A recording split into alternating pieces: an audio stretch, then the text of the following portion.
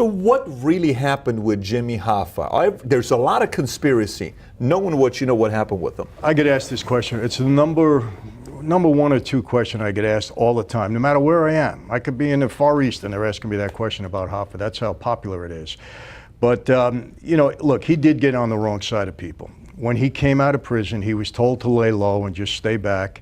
And he refused to do that, didn't want to give up his position. There's no question he was taken out by my former associates. Now, the question is always, where is he buried? That's what everybody wants to know. I can tell you this, he's not in the Meadowlands, that's for sure. New Jersey, the stadium, he's not there. And they will never find Jimmy's body, never. Now, I had nothing to do with it, but you know, you hear things in that life. But I will tell you this, if you remember maybe a year and a half ago, 2 years ago, a guy in prison writes a book and says he knows for sure where Hoffa is buried.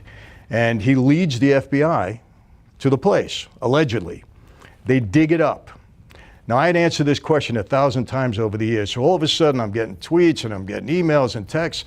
Michael, maybe you were wrong, you know, they're digging it up. This guy says, you know, he's gonna identify. I said, well, let's wait and see.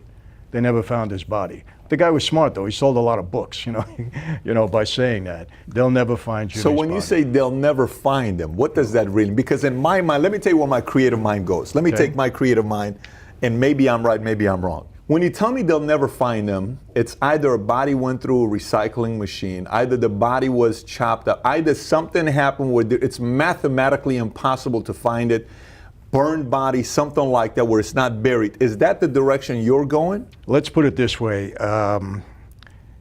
If you wanted to find his body or try to find his body, you'd have to look in a very wet place.